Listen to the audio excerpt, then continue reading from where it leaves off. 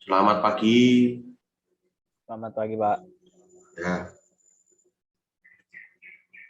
Pagi, Pak. selamat pagi. Ya, silakan presensi terlebih dahulu. Selamat pagi semuanya. Pagi, Pak. Pagi, Pak. Ya, hari ini kita akan melanjutkan untuk materi kita berkaitan dengan perang dingin. Nah, sebelum kita memulai pertemuan pada hari ini, kita buka dulu dengan berdoa. Silakan yang mau memimpin doa. Ya, saya, Pak. Pak Dimas dan teman-teman, marilah kita berdoa dalam nama Bapa, Putra, dan Roh Kudus. Amin. Kemuliaan kepada Bapa dan Putra dan Roh Kudus, seperti pada permulaan, sekarang, selalu, dan sepanjang segala abad. Amin. Yang Stebrito, Doakanlah kami. dalam nama Bapa, Putra, dan Roh Kudus. Amin. Terima kasih Diasporos yang sudah memimpin doa pada hari ini.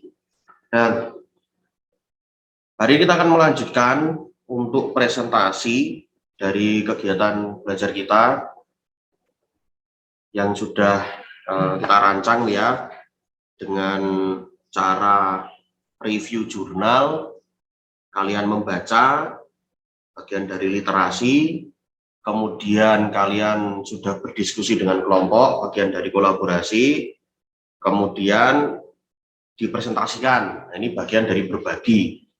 Nah, hari ini kita akan membahas materi tentang normalisasi hubungan diplomatik Amerika Serikat dan Kuba di masa pemerintahan Barack Obama. Relevansi eksternal Amerika Serikat. Nah, nanti kita akan melihat bagaimana proses hubungan diplomasi Kuba dengan Amerika Serikat pada masa Perang Dingin.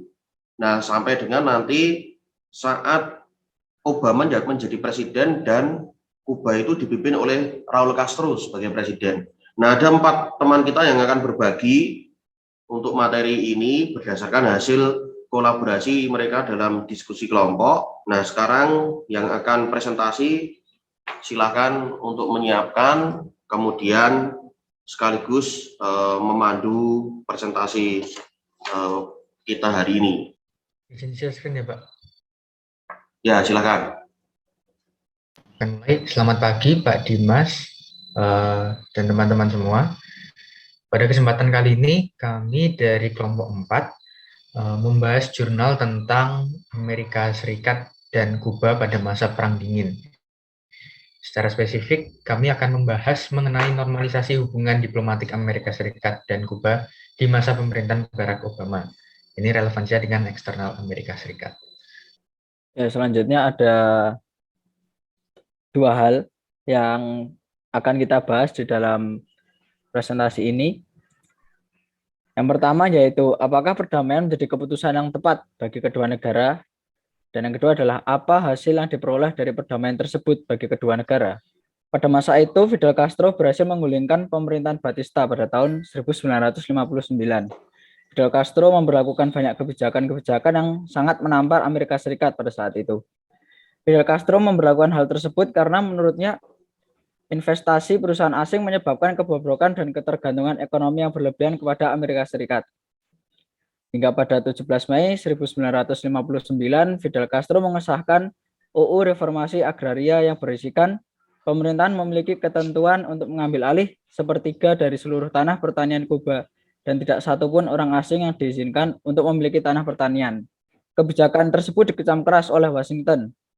Oleh karena itu, pada saat itu sebagian besar tanah pertanian produktif dikuasai oleh industrian Amerika Serikat, sehingga Amerika Serikat itu sangat marah terhadap kebijakan ini. Karena Amerika Serikat sudah muak dengan kebijakan-kebijakan Kuba yang sangat merugikan Amerika Serikat, sehingga Amerika Serikat memutuskan untuk memberlakukan kebijakan ekonomi embargo kepada Kuba.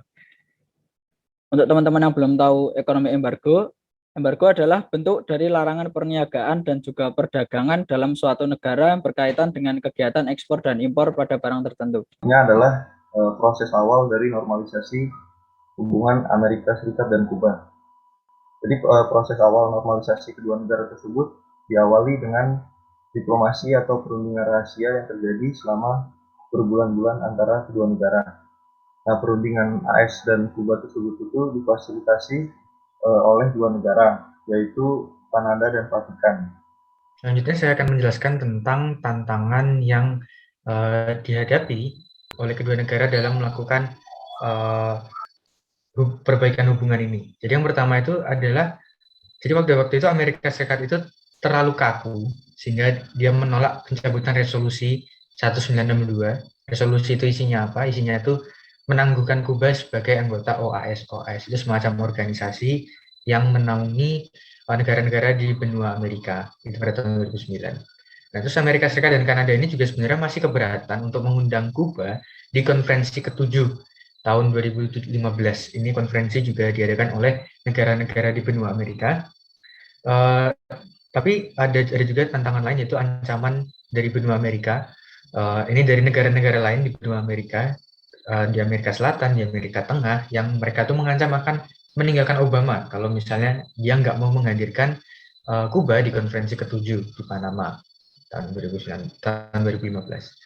Terakhir adalah tantangannya yang masih sampai sekarang masih sebenarnya hubungannya masih tarik ulur, yaitu belum adanya upaya konkret proaktif dari Amerika Serikat, terutama Kuba sendiri dalam melakukan upaya untuk mengakhiri konflik yang berkepanjangan ini. Lanjut tentang rekonsiliasi. Rekonsiliasi adalah perbuatan memulihkan hubungan persahabatan pada keadaan semula, relevansinya dengan Kuba dan Amerika Serikat. Nah, hal ini dimulai ketika Barack Obama berpidato pada 17 Desember 2014. Baik, lalu untuk menjawab pertanyaan yang pertama tadi dan melanjutkan presentasi ini, jadi perdamaian kedua negara itu merupakan keputusan yang tepat dan rasional ya menurut saya juga. Kenapa? Karena perdamaian tersebut itu membawa banyak dampak positif bagi kedua negara. Setidaknya ada beberapa tahapan yang tadi sudah dijelaskan untuk juga melakukan normalisasi, yaitu dengan membangun hubungan kembali melalui jalur formal informal, kemudian juga membangun kedutaan besar, membuka kembali hubungan perdagangan, membuka kembali jalur negosiasi, menghapuskan hambatan perdagangan, dan lain sebagainya.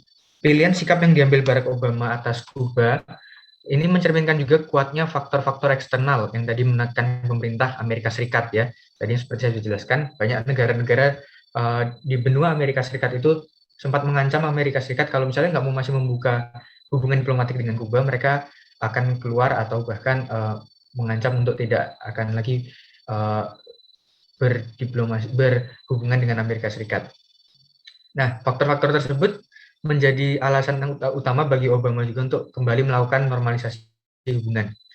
Kuba juga udah nggak lagi menjadi ancaman utama setelah Uni Soviet runtuh dalam Perang Dingin. Kuba juga telah mengalami krisis yang cukup parah setelahnya dengan berkurangnya bantuan-bantuan dari Uni Soviet. Setelah itu juga Kuba pun memutuskan untuk memberi perhatian kepada pemerintahan dalam negerinya. Bentuk perlawanan Kuba terhadap pemerintah Amerika Serikat secara langsung hanya cuman melalui ideologi semata, dan mereka masih setia sampai sekarang juga memegang ideologi kiri dan banyak memberikan pengaruh yang cukup signifikan pada perkembangan ideologi kiri di negara Amerika Latin.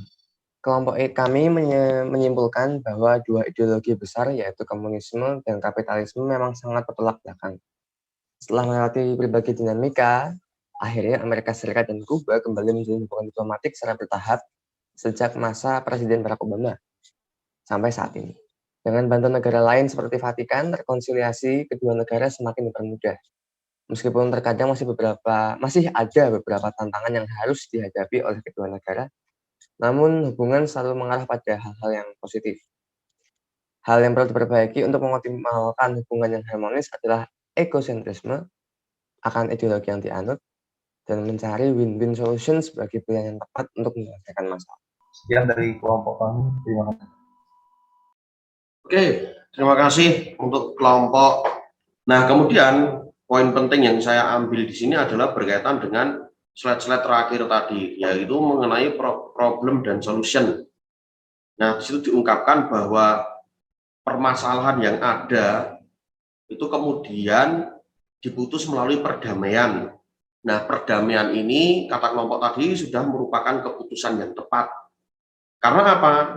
Karena membawa banyak dampak positif. Kemudian di dalam poin kesimpulan tadi ada satu kata yang menarik, yaitu menekan yang namanya egosentrisme. Ya. terhadap ideologi masing-masing sehingga menemukan yang namanya win-win solution. Nah, ini menarik yang diungkapkan oleh kelompok bahwa ini relevansinya juga di zaman sekarang ya, kalau kita kaitkan dengan para pemimpin yang ada, atau kalau pemimpin kejauhan ya dengan lingkungan sekitar kita. Banyak yang masih mementingkan ego masing-masing sehingga menghambat kemajuan negara seperti itu. Oke, sekarang saya buka untuk sesi diskusi dan tanya jawab. Silahkan yang mau bertanya atau mengungkapkan pendapat untuk raise hand, kemudian menyebutkan nomor presensinya, lalu silahkan bertanya atau mengungkapkan pendapat. Silahkan. Saya Pak, nomor Anggito. 3 Pak. Silakan Anggito. Nomor 3 Pak. Oke, silakan. Latar belakang Amerika dan Kuba memilih Vatikan dan Kanada sebagai itu apa? Atau Vatikan dan Kanada sendiri yang inisiatif untuk memfasilitasi? Oke, silakan dari kelompok yang mau menjawab. Ya, saya Pak. Ya, Kak. Ya, saya akan menjawab pertanyaan dari Kang Gito tadi mengenai latar belakang kenapa Kanada dan Vatikan ikut mengambil peran dalam proses normalisasi ini. Nah, jadi dari jurnal yang pernah saya baca itu, sebelumnya itu memang Amerika Serikat itu dan Kanada telah menjalani berbagai perundingan. Nah, namun masih terdapat beberapa masalah dan hambatan. Nah, kemudian Vatikan itu, mengapa Vatikan itu terlibat? Karena Presiden Obama saat itu menurutnya merasa kesulitan untuk melakukan normalisasi dengan Kuba. Nah, jadi menurut Presiden Obama ini Vatikan itu menjadi negara yang tepat untuk diajak melakukan kerjasama untuk menormalisasi kembali. Jadi pada saat itu Presiden Barack Obama itu melakukan kunjungan ke Vatikan untuk bertemu langsung dengan Paus Fransiskus pada awal tahun 2014. Jadi Obama itu menawarkan langsung kepada Paus Fransiskus untuk mengambil peran dalam normalisasi hubungan dengan Kuba tersebut. Karena menurut Obama dia juga tahu Vatikan itu kan dalam segala aktivitas hubungan dengan luar negeri itu dia selalu Vatikan itu selalu tidak terlepas dengan ajaran Katolik. Jadi emang terlihat bahwa Paus Fransiskus itu selalu menyerukan perdamaian bagi negara-negara. Terus untuk Kanada sendiri, Kanada itu dalam perannya itu dia hanya memberikan tempat atau sebagai fasilitator bagi Amerika Serikat dan Kuba, namun tidak terlibat langsung dalam perundingan atau dialog antara kedua kepala negara. Seperti itu. Oke, terima kasih. Sudah Pak. Oke, selanjutnya silakan, apakah ada yang ingin memberikan pertanyaan? Saya Pak. Siapa ini? Gabriel Damar. Gabriel Damar. Persen 11. Ya, mau izin bertanya dari perdamaian perselisihan Kuba dengan Amerika ini, dari yang dijelaskan tadi kenapa yang menjadi sebelah kayak bersebelahan gitu loh. Jadi kayak yang Kuba itu seperti yang menjadi victimnya Amerika gitu loh. Jadi kan kayak tadi dilihatkan bahwa Kuba menjadi sponsor terorisme yang akhirnya terus dilepaskan, itu kayak menurutku kayak jadi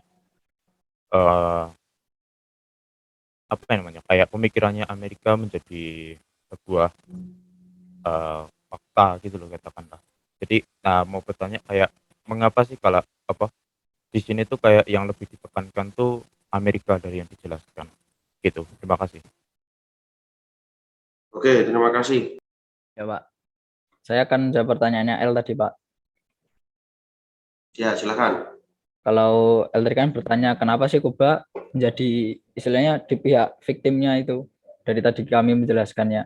Ya sebenarnya kalau pada saat itu Kuba itu dianggap sebagai teroris karena pada saat itu tuh Kuba lebih condong ke blok timur seperti yang kami jelaskan tadi. Jadi mereka lebih condong ke blok Uni Soviet, blok timur. Jadi dan pada saat itu kan dalam kondisi yang panas ya, khususnya karena terjadinya perang dingin itu. Jadi antara Amerika dan atau istilahnya Amerika dengan Uni Soviet itu sedang panas gitu karena terjadi peperangan ideologi. Nah, Kuba ini yang condong ke blok Uni Soviet itu tuh dapat tunjukkan karena mereka tuh melakukan penandatanganan perdagangan dengan Uni Soviet. Jadi Amerika tuh sangat susah jika ingin menarik Kuba dari blok timur tadi. Nah, maka dari itu Amerika Serikat ini menganggap Kuba itu sebagai bentuk ancaman bagi negara mereka karena pada saat itu Uni Soviet itu juga sebagai ancaman bagi negara Amerika gitu. Jadi Amerika ini menganggap bahwa Kuba itu sebagai terorisme. Dan pada akhirnya makanya tadi dampak positifnya Amerika Serikat itu menghapus Kuba dari daftar terorisme tersebut. Itu sih yang bisa saya sampaikan. Terima kasih. Saya mau menambahkan. Yaudah, Ari dulu. Oke, silakan siapa yang menambahkan? Hans dulu aja. Ya, jadi kalau menurut saya mau nambahin juga, kenapa kok tadi terkesannya Kuba itu jadi victim gitu, playing victim. Pertama karena memang kita tahu dalam konteksnya pada waktu itu Uni Soviet sudah kalah, jadi Kuba tiba-tiba menjadi negara yang lemah karena nggak ada logistik bantuan dari Uni Soviet. Jadinya setelah itu terkesan Amerika yang lebih powerful dan punya kapasitas lebih, terutama kan Amerika juga masih menjadi negara adikuasa gitu ya. Dan dalam pandangan orang-orang negara adikuasa itu bisa menindas, bisa terlalu kejam segala macamnya gitu. Jadi terkesannya kenapa kok Kuba lebih dikasihani gitu sih menurut kelompok. Ya, terima kasih Hans, semakin memperjelas. Bagaimana El? Ya, terima kasih untuk jawabannya. Sudah paham. Oke, terima kasih. Nah, sedikit dari saya kalau kita lihat dari sejarahnya itu ya, tadi sudah diungkapkan bagaimana peran Fidel Castro itu mendominasi Kuba. Kemudian yang paling penting di sini adalah ketika Barack Obama menjadi presiden, kemudian Raul Castro menjadi presiden, di situ ada titik terang tentang hubungan normalisasi ini. Dan itu terjadi. Yang paling terlihat adalah ditandai dengan pembukaan kedutaan besar. Nah, pembukaan kedutaan besar ini menjadi awal ya untuk hubungan antara Amerika Serikat dan Kuba. Lalu yang bisa kita pelajari lagi adalah dari peristiwa ini kita bisa belajar mengenai hidup syukur bahwa yang terjadi ini terutama perdamaian itu ya perlu kita syukuri, sehingga yang dikhawatirkan dalam perang dingin terutama tentang kalau kita lihat terbangunnya instalasi nuklir gitu ya, itu tidak terjadi, makanya perlu disyukuri dengan adanya normalisasi hubungan ini. Kemudian yang kedua ada rendah hati ya, kerendah hatian yang dimiliki oleh kedua pemimpin yaitu Raul Castro dan Barack Obama, sehingga mereka ya bisa menekan egosentrisme masing-masing yang diungkapkan oleh kelompok tadi. Mereka juga memiliki jiwa besar, ini yang perlu dicontoh juga, dan juga kepemimpinan mereka. Kepemimpinan mereka ini ya berawal dari kesadaran bahwa pertentangan atau permusuhan di antara keduanya ini sudah usang ya, tadi kelompok juga sudah mengungkapkan. Maka kesadaran akan kepemimpinan ini menjadi hal yang baik untuk kita teladani begitu. Nah, terakhir silakan kalian isi Mentimeter yang ada di sini, tuliskan poin refleksi kalian dari materi ini. Oke, sudah mulai masuk. Kita Hans, Wenzel.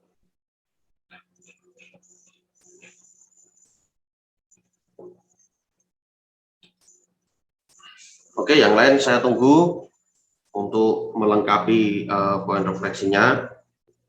Terima kasih para siswa karena sudah berdiskusi, dan terima kasih kepada pemapar materi yang sudah memberikan materi dengan baik. Kita akan melanjutkan pertemuan kita pada besok gitu ya, asinkron. Besok akan saya berikan materi di LMS, silahkan nanti dibaca untuk melengkapi materi kita berkaitan dengan perang dingin. Nah, kita tutup pertemuan hari ini dengan berdoa. Terima kasih teman-teman. Selamat melanjutkan aktivitas berikutnya. Terima kasih, Pak. Makasih, Pak. Ya.